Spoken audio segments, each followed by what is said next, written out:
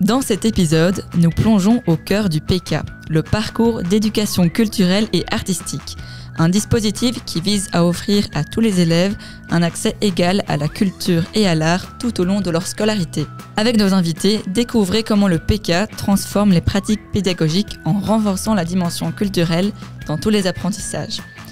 Qui sont les différents acteurs du PK ? Quels projets concrets voit-on émerger dans les écoles ? Et comment ces initiatives enrichissent-elles la vie des élèves et des enseignants ? Pour tout savoir, rendez-vous dans la suite de l'épisode. Bonne écoute ! Bienvenue dans l'heure de fourche, le podcast animé par le secrétariat général de l'enseignement catholique.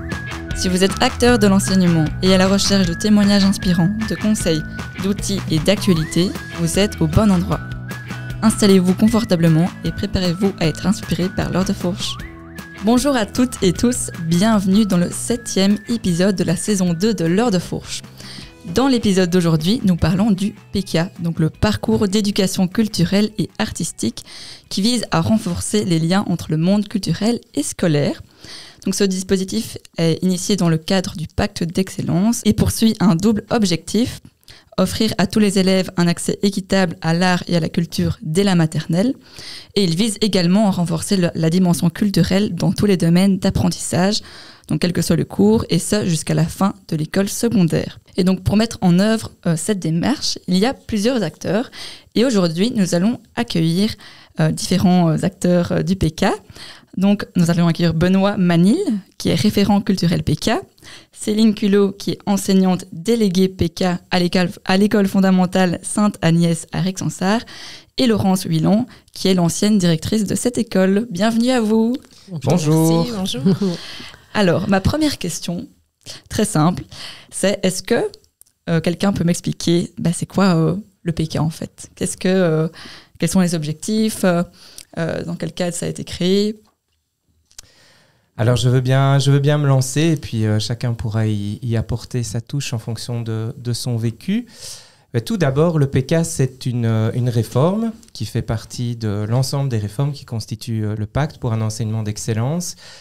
Je pense que la spécificité tout d'abord du PK est qu'il s'agit de mettre à disposition des écoles des ressources pour les encourager de différentes façons à valoriser ce qu'elles font déjà, à penser ce qu'elles font en termes de parcours, c'est-à-dire, tiens, est-ce que je suis au courant de ce que ma collègue de P2, moi qui suis en P3, fait ?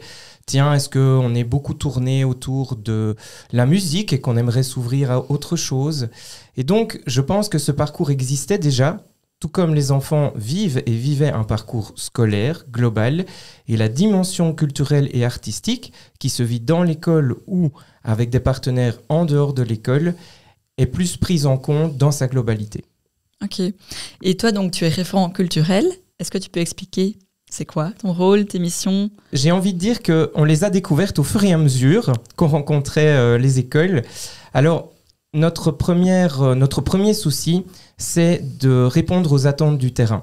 Donc, dans un premier temps, on est allé informer pour rassurer, pour valoriser ce qui existait déjà. Et nous, on a cette spécificité qu'on est à la croisée des chemins entre le monde de la culture, les centres culturels, les artistes et les enseignants. Nous sommes nous-mêmes enseignants de formation et donc nous avons cette sensibilité culturelle et nous essayons de prendre en compte les réalités des écoles qui leur sont propres et de faciliter le lien avec le monde de la culture de manière à ce que ça se fasse de la manière la plus harmonieuse. Je dirais que c'est ça. Nous sommes des facilitateurs, des conseillers pédagogiques, tout comme nos collègues du secondaire à qui je fais un petit appel du pied parce que je les ai entendus dans l'épisode précédent parler des liens qu'ils faisaient déjà avec nous. Donc je dirais ça. Nous sommes des facilitateurs et nous essayons de répondre aux attentes des écoles très concrètement. Ok. Et quand tu parles donc des différents acteurs du monde culturel, donc c'est par exemple les fameux opérateurs culturels et les artistes, c'est ça ? Donc tu fais faire le lien entre les écoles et le monde culturel. Et il y a aussi des références scolaires, c'est ça ? Exactement. Alors, c'est pas toujours simple de faire la distinction parce que les termes ont été voulus en miroir. Ok. Nous sommes référents culturels, donc nous situons du côté de l'école faire le pont vers le monde culturel. Ok. Et nos partenaires, qui sont les référents scolaires, sont dans le monde de la culture ceux qui font le pont vers l'école. Donc il faut tout penser à l'envers. Et donc oui, effectivement, leur mission principale, je pense, est du côté de l'offre culturelle, de la rendre plus visible, plus accessible, pour qu'elle soit plus simple d'accès et plus compréhensible pour les écoles. Et donc, eux coordonnent, je dirais, l'offre culturelle sur une zone. Il y en a un par zone. Et ils répertorient, quelque part, ils entendent aussi les besoins des opérateurs culturels, des artistes. Et très concrètement, moi, par exemple, quand j'ai une demande d'une école un petit peu spécifique et que a priori, je ne connais pas un artiste qui va vraiment pouvoir répondre à cette demande, je peux me tourner vers le référent scolaire en lui disant « Tiens, connais-tu un artiste, un opérateur qui a l'habitude de travailler avec le monde scolaire et qui va pouvoir répondre à cette attente ?» Ok. Et à quoi ressemble une journée type en tant que référent culturel ? Alors ça fait partie des richesses du métier. Il n'y a pas vraiment de journée type. Mais je dirais que parmi les différentes choses que nous faisons, c'est par exemple rencontrer une direction pour pouvoir initier une collaboration, pour pouvoir entendre quel est l'état d'esprit dans son école, la culture, la tradition, préparer une rencontre avec les enseignants pour faire une information sur le parcours, rencontrer un opérateur culturel pour mieux comprendre ce qu'il a à offrir, parfois lui partager certaines suggestions pour mieux travailler avec les écoles. Nous avons aussi un point d'attention sur tous les dispositifs subventionnés. Tout ce qui peut faciliter l'accès à l'art et à la culture, notamment par des projets subventionnés, parce que, on le sait tous, les budgets des écoles ne sont pas illimités. Donc, dans cette philosophie de gratuité, on essaye aussi. Parfois, on fait remonter la voix des écoles vers le pouvoir subsidiant en répercutant les besoins du terrain qui nous sont adressés. Je dirais que ça, c'est déjà un bon... Alors aussi, oui, c'est vrai, on propose des formations pour les délégués PK, comme Céline qui est avec nous aujourd'hui, des formations aussi pour les enseignants dans des lieux culturels. Donc voilà, c'est assez varié. Oui, c'est beaucoup de choses en tout cas. Et donc toi, Céline, tu es déléguée PK au sein de ton école. Oui, tout à fait. Est-ce que tu peux expliquer c'est quoi ta casquette, ton rôle en tant que déléguée PK ? Alors, mon rôle en tant que délégué PK, c'est surtout de faire le lien entre les envies, les souhaits des enseignants et vers les opérateurs culturels. Donc voilà, en fonction des envies, des souhaits, du contrat d'objectif aussi, on est à la recherche de pistes d'activités, de rencontres. Et alors, pour ça, Benoît est une grande tête pour nous aider à trouver des opérateurs culturels qui sont prêts à travailler avec nous. Et donc justement, comment ça se passe la relation entre un référent culturel et une déléguée PK ? Ça se passe bien. Donc voilà, une fois que j'ai des questions, je contacte Benoît qui est toujours disponible pour répondre. Et voilà, on fait des petites visios, on collabore pour essayer de trouver ce qui correspond le mieux à nos attentes, en fait. Okay. Est-ce que tu peux donner des exemples de projets PK, d'activités qui ont été faites à l'école ? Oui, alors l'année passée, on a fait un projet de comédie musicale qui a touché toute l'école fondamentale, donc maternelle et primaire, qui a abouti donc à la production de cette comédie musicale au Centre culturel de Rixensart. Il y a plein d'autres petits projets qui ont lieu. Pour cette année, on travaille sur le cirque en maternelle, avec le cirque du Brabant Wallon. On a eu aussi la droguerie poétique. Plein de petites choses. On essaie toujours de faire des liens quand même avec notre contrat d'objectif. Et voilà. Ok. Et comment est-ce que justement tu as des idées Est-ce que c'est d'autres profs qui te donnent des idées ? Est-ce que c'est Benoît qui t'en donne ? Comment les idées culturelles émanent ? Les idées, elles viennent de toutes parts. C'est là qu'il faut faire le tri, en fait. Mais c'est beaucoup Benoît quand même qui quand j'ai une question, un doute, je ne sais pas trop, je me retourne vers Benoît. Mais je dois dire que l'école a beaucoup de chance d'avoir une déléguée comme Céline parce qu'elle est très proactive. Et ça me permet d'aborder un des thèmes aussi du PK en termes de parcours. C'est toute la partie pédagogique et la partie organisationnelle. Et donc, Céline m'a contacté et elle est toujours à l'affût aussi d'outils pour mieux travailler en équipe.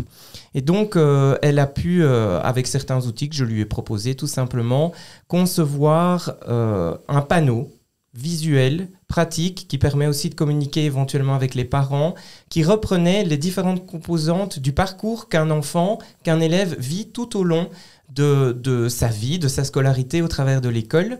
Et on a eu l'occasion, à l'université d'été précédente du CEGEC, lors d'une petite exposition sur le PK, de prendre ce panneau et de le mettre en valeur parce qu'il y a la dimension partenariale, mais il y a vraiment cette dimension, tiens, tous ensemble, quand on regarde quelle est l'identité de notre école d'un point de vue culturel, qu'est-ce qu'on offre? Et je trouve que c'est une occasion de faire ce qu'on ne fait pas toujours assez, c'est de mettre en valeur le travail des enseignants. Et donc Céline, toi, est-ce que tu as des échanges avec d'autres profs qui sont délégués PK dans leur école? Donc j'ai eu l'occasion de participer à une journée de rencontres délégués. Donc il y avait des délégués PK et des référents culturels. Voilà, alors il y a un groupe Facebook aussi qui permet où il y a des petits échanges. Donc voilà, mais c'est quand même assez limité à ce niveau-là, je trouve. Mais c'est pour ça qu'on essaye d'organiser de plus en plus, au fur et à mesure que la communauté des délégués s'étoffe, s'agrandit, des journées de formation où un des buts, c'est justement de les aider à faire communauté, de pouvoir se soutenir, de pouvoir échanger des bons plans aussi. Mais donc, comme tout ça est assez récent, je pense que c'est en cours de construction, je dirais. Toi, Laurence, tu es l'ancienne directrice de l'école et donc tu as été en fonction justement au moment où le PK a été mis en place. Quels bénéfices tu as observés au sein de l'école ? Plusieurs choses. D'abord, la diversité de ce qui est proposé. On allait souvent dans les mêmes domaines et puis on se rend compte, grâce au travail que Céline fait, de recenser tout ce qui se fait dans l'école, de faire d'autres choses. Benoît est arrivé avec des idées dont on n'avait même pas imaginé qu'elles existaient. Et donc, au niveau de la diversité, ça a quand même changé beaucoup de choses. Au niveau aussi, tu proposes souvent des activités qui sont subsidiées. Il faut savoir que, derrière son bureau, on a tellement de mails et de mails que souvent, ils passent malheureusement à la trappe, toutes ces activités-là, parce qu'on n'a pas le temps de les gérer. Et le fait qu'on puisse relayer justement à Céline dans l'école, eh bien, elle est au taquet pour aider les enseignants, parce que souvent, les deadlines sont quand même très, très proches. Et donc, il faut être rapide. Et donc, grâce à des groupes Facebook qu'on a, Céline est là en disant, si on veut telle ou telle activité, il faut répondre dans les 3 jours, qui fait quoi, qui veut quoi. Et donc, de ce fait-là, il y a quand même plein d'initiatives nouvelles et autres qui sont apparues depuis que Céline et Benoît sont là pour soutenir tout ce qui se passe à l'école. Au niveau de la collaboration aussi, Céline est institutrice maternelle, mais elle s'occupe de tous les projets des primaires aussi. Et donc, on a vu beaucoup de collaboration entre le maternel et le primaire et des projets de plus grande envergure, je vais dire, qui touchent à la fois tout le fondamental.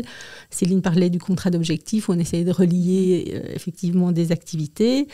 Et donc, tout le monde était concerné. Une comédie musicale, je ne suis pas certaine qu'on aurait pu, en tout cas, à cette échelle-là, l'organiser sans le PK, clairement.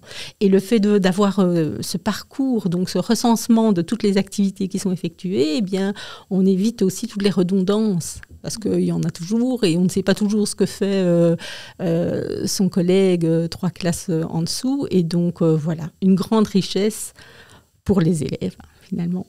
Toi, Benoît, est-ce que tu as remarqué qu'il y avait certains défis spécifiques dans la mise en œuvre du PK dans les écoles où justement c'est plutôt facile et ça coule assez facilement Alors je dirais que comme deux écoles ne sont pas identiques, chaque école a ses propres défis. Pour certaines écoles, l'enjeu est plus en termes de mobilité, où le moindre déplacement avec les coûts actuels constitue un investissement important. Et donc là, il convient de bien la choisir, de bien l'intégrer au bon endroit, parfois éventuellement de faire des tournantes. Pour certaines autres écoles qui sont plus grandes, par exemple, l'enjeu est de pouvoir proposer des accompagnements et des activités qui vont leur permettre de prendre conscience de ce que va vivre l'élève, de ce que fait le collègue. Pour d'autres écoles, ça pourrait être également de connaître l'offre culturelle. Si on prend une école plutôt rurale du Luxembourg ou une école qui se situe au centre de Bruxelles, en termes de connaissance de l'offre culturelle et de défis, c'est tout à fait différent. Donc certaines écoles aussi sont relativement novices, sont un petit peu inquiètes, se demandent ce qu'elles pourraient faire. Parfois aussi on leur parle d'exploitation pédagogique, des dimensions du PK, connaître, rencontrer, pratiquer, des prolongements, préparer. Et donc parfois c'est plus un soutien, tiens, comment est-ce que je peux préparer ça autrement ? As-tu des ressources pédagogiques ? Ou comment innover ? On voudrait sortir des sentiers battus. Donc voilà, c'est assez varié. Dans beaucoup d'écoles, beaucoup de choses se font déjà. Donc on ne part jamais d'une page blanche et c'est vraiment très important à rappeler, c'est que l'idée est de soutenir, favoriser, prolonger, mais absolument pas de sous-entendre que les choses ne se faisaient pas. Le lieu de l'école a toujours été un lieu profondément culturel. C'est même le seul lieu où tout le monde se retrouve un jour ou l'autre. Et donc, c'est d'une très, très grande richesse. Et ça, il faut vraiment le rappeler. Oui, parce que Oui, vas-y, c'est... Pardon. Mais je pense qu'en effet, ça existait déjà. Mais le fait que le PK soit arrivé, ça permet de faire plus de liens aussi, en fait. Hein. Parce qu'on le faisait, mais sans vraiment s'en rendre compte et sans vraiment avoir un objectif précis. Et maintenant, c'est vrai que toute activité culturelle, artistique, ont plus de sens, en fait, dans notre métier, quoi. Donc ça permet vraiment d'amplifier la dimension culturelle à l'école, quoi, pour résumer. Tout à fait. Et au sujet justement des accompagnements, est-ce que, bon là il y a Céline qui est ici, mais est-ce que tu as d'autres retours sur les enseignants par rapport à l'accompagnement qui est offert au PK ? Oui, bien entendu. Je pourrais vous donner un exemple, vous trois, qui est une école rurale du Brabant wallon, où une enseignante de P4 faisait déjà une espèce de petit tour culturel de la Wallonie avec des lieux intéressants et souhaitait permettre à ses élèves de garder des traces. Et on a pu, avec une collaboration avec un opérateur culturel, lui proposer un projet podcast où j'ai accompagné ça en demandant à l'opérateur d'être pédagogique, c'est-à-dire de proposer une première dimension du podcast en venant former en classe. Et puis l'enseignante avec ses élèves l'appliquait dans la première visite. Il revenait, re-rencontre avec l'artiste pour faire le point et rajouter un élément supplémentaire dans la construction d'un podcast. Et ce que j'ai trouvé particulièrement chouette, et je pense qu'elle se reconnaîtra, c'est que ce partenariat a permis de professionnaliser, d'outiller l'enseignante. Et donc, il y a une double richesse et peut-être qu'un document pédagogique n'aurait pas pu lui apporter ce côté rassurant, ce côté progressif d'une vraie rencontre. Et je pense que les enseignants de P5, P6 pourront s'emparer à leur tour des compétences acquises pour les élèves pour proposer d'autres activités, faire un pas plus loin. Ok, moi c'est un super exemple que tu donnes en tout cas. Et là on parle beaucoup du fondamental, mais évidemment le PK s'inscrit jusqu'à la fin de la scolarité obligatoire, on est d'accord, hein ? On est tout à fait d'accord, oui. Mes collègues du secondaire le confirmeront. Et il y a une très grande diversité. Il y a les secteurs plutôt de l'enseignement général, où j'ai un de mes collègues par exemple qui a permis d'organiser une exposition sur base d'œuvres réalisées par un artiste où les élèves ont pu réaliser la présentation. Donc ça peut être aussi ça, apprendre à écrire, à s'exprimer dans certains contextes. Ça peut être le secteur bois d'une école secondaire qualifiante. C'est vraiment très très varié. Et je pense aussi que la mission de délégué peut être un challenge supplémentaire dans le secondaire où cette notion pluridisciplinaire, cette notion de travail collaboratif requiert d'autant plus d'organisation. Et donc, je pense qu'effectivement, il y a une très grande richesse et que peut-être on peut simplement ouvrir des possibles à travers un projet artistique autour de l'astronomie qui va permettre à un enseignant d'art plastique et à un enseignant de physique de trouver un point commun. Et il y a cette notion où on essaye vraiment de montrer que le PK, ce n'est pas en remettre une couche en plus, travailler encore plus de tout ce qu'on a déjà réalisé pour les apprentissages. C'est plutôt se dire comment enrichir, comment finalement devenir plus efficace, parce qu'on motive, on donne du sens aux jeunes et soi-même on prend du plaisir à travers une approche artistique et culturelle. Et donc si une enseignante a un projet et elle ne sait pas trop comment le mettre en œuvre, comment elle vient vers toi? Elle fait un appel à toi? Quand elle passe par une plateforme? Comment ça se passe au niveau de l'aide au quotidien? Je ne sais pas si la question est très claire. Oui, bien sûr.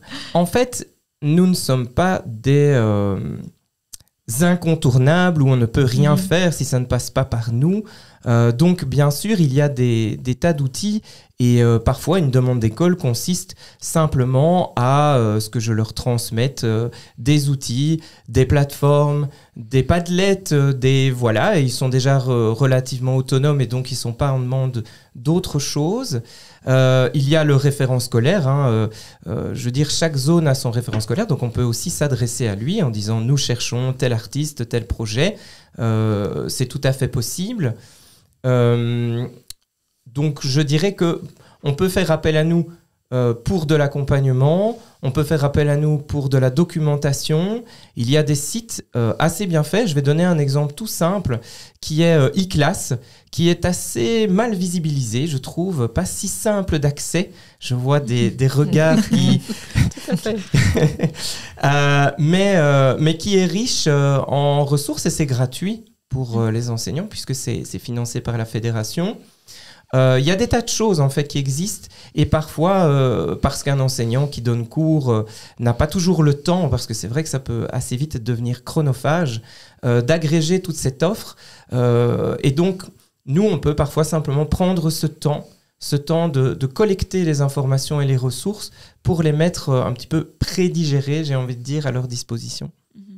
Si jamais tu as des liens, des informations utiles, je peux les mettre en description de l'épisode, donc n'hésite pas à me les partager. Peut-être juste une chose, justement, puisque tu en parles, c'est qu'il existe une page PK sur YouTube où beaucoup de projets qui se passent dans les écoles de tous les réseaux, dont le nôtre, sont visibilisés par un vidéaste professionnel engagé par la fédération pour mettre en valeur. Et quand on est peut-être en recherche d'inspiration, c'est un bon endroit, je pense, où commencer. J'avais vu que s'il y a une rubrique qui s'appelle « Qui fait quoi dans le PK ?» C'est ça, hein? Il y a ça, et alors il y a par thématique recensé un nombre très important maintenant, puisque ça se fait depuis un moment, de projets, musique et sciences, festival des arts dans notre école, sur l'enseignement spécialisé. Et c'est vraiment très très riche de bonnes pratiques et de bons plans, je pense. Ok, merci. Est-ce que Céline, Laurence, est-ce que vous voulez encore ajouter quelque chose? Une question que je ne vous ai pas posée ou un élément que vous voulez rajouter par rapport au PK, par rapport au projet de cirque par exemple ou d'autres éléments? Moi, ce que je pourrais dire en tout cas, c'est que les écoles qui sont hésitantes, après t'avoir entendu Benoît, je pense qu'elles ne le seront plus, mais de se dire, tiens, est-ce que ça apporte vraiment un plus à l'école parce que l'école fait déjà plein de choses? Oui, vraiment, ça apporte un plus dans les domaines qu'on a énumérés, mais donc il ne faut pas hésiter et se lancer parce que vraiment, c'est une grande richesse pour les élèves au final. Merci. Oui, je pourrais juste rebondir peut-être sur ce que tu dis, dans le sens qu'un projet qui s'inscrit dans le PK n'est pas obligé d'être un projet immense, énorme, qui va prendre énormément de temps. Parfois, certains enseignants me disent « Écoute, moi, je veux bien me lancer, mais alors je veux quelque chose de ponctuel. » Et on recherche en ce sens. Donc, chacun y trouve sa place, tout simplement. Oui, c'est vrai que chaque réalité de terrain est différente, mais il y a toujours moyen de trouver... quelque chose qui peut en effet améliorer aussi la vision culturelle, artistique des élèves aussi, et d'essayer de toucher tous les domaines en fait de l'art, parce que c'est tellement varié et riche pour eux que... C'est ça, en fait, tout est possible, tout projet peut s'imaginer, se créer. Avec le PK, il y a vraiment de limite, on va dire ça comme ça. Merci à tous pour votre témoignage et à très bientôt pour le dernier épisode du podcast de l'année 2024 qui sortira mi-décembre. Avant de nous séparer, rejoignez-nous sur les réseaux sociaux en cherchant CEGEC Enseignement Catholique ou L'Heure de Fourche podcast sur Instagram. Partagez ce podcast et n'oubliez pas de laisser votre avis sur votre plateforme d'écoute préférée. Merci pour votre écoute et à bientôt.